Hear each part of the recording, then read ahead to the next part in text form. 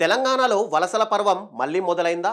చాలా గ్యాప్ తర్వాత నేతల జంపింగ్స్ మళ్ళీ మొదలు కానున్నాయా? నిన్న మొన్నటి వరకు పలువురు నేతలు బీఆర్ఎస్, బీజేపీలను వీడి కాంగ్రెస్ పార్టీలో చేరగా ఇప్పుడు రూట్ మ్యాప్ మారినట్టుగా కనిపిస్తుంది.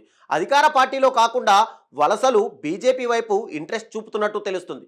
మరి బీఆర్ఎస్ నుంచి బీజేపీలోకి వెళ్లే ఆ కీలక నేతలు ఎవరు? కరీంనగర్ పొలిటికల్ అడ్డాలో అసలు ఏం జరుగుతుంది? Let's watch the story.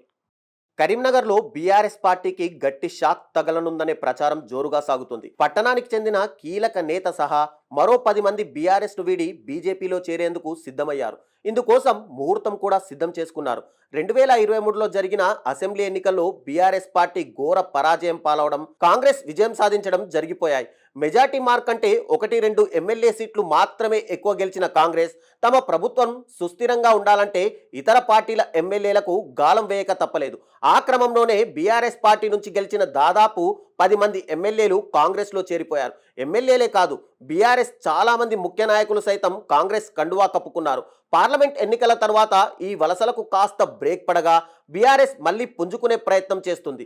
ఆ పార్టీ అగ్రనాయకులు, క్షేత్రస్థాయి నాయకులు సైతం ఆయా కార్యక్రమాలు నిర్వహిస్తూ నిత్యం ప్రజాక్షేత్రంలో ఉంటున్నారు. ఈ ఉత్సాహంతోనే నెక్స్ట్ ప్రభుత్వం తమదేనంటూ బీఆర్ఎస్ నాయకులు ప్రకటనలు కూడా ఇచ్చేస్తున్నారు. ఇలాంటి సమయంలో కరీంనగర్ అడ్డాగా బీఆర్ఎస్ పార్టీకి బిగ్ షాక్ తగలనుందనే ప్రచారం జరుగుతుంది. ఆ పార్టీ నాయకుడు కరీంనగర్ మేయర్ సునీల్ రావు బీజేపీలో చేరేందుకు సిద్ధమయ్యారట. మేయర్ సునీల్ రావుతో పాటు కరీంనగర్కి చెందిన 10 మంది కార్పొరేటర్లు సైతం బీజేపీలో చేరే అవకాశం ఉందని తెలుస్తోంది.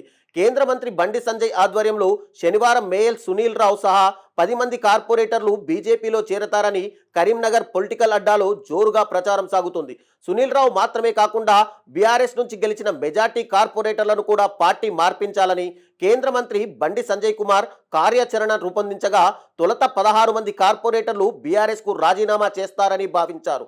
అయితే స్థానిక ఎమ్మెల్యే, మాజీ మంత్రి గంగుల కమలాకర్ కొందరిని బుజ్జగించి పార్టీ వీడకుండా ఒప్పించగలిగారని, దీంతో సునీల్ రావుతో 10 మంది కార్పొరేటర్లు మాత్రమే బీజేపీలో చేరుతున్నారని తెలుస్తోంది. ఈ నెల 28తో కరీంనగర్ కార్పొరేషన్ పాలకవర్గ పదవీకాలం ముగియనుండడంతో ఆలోగానే బీఆర్ఎస్ కు తమ రాజీనామాలతో షాక్ ఇవ్వనున్నారని సమాచారం. ఇదే గనక జరిగితే కరీంనగర్ గడ్డ తమ అడ్డా అని చెబుతున్న బీఆర్ఎస్ శ్రేణులకు గట్టి దెబ్బ తగిలినట్టే.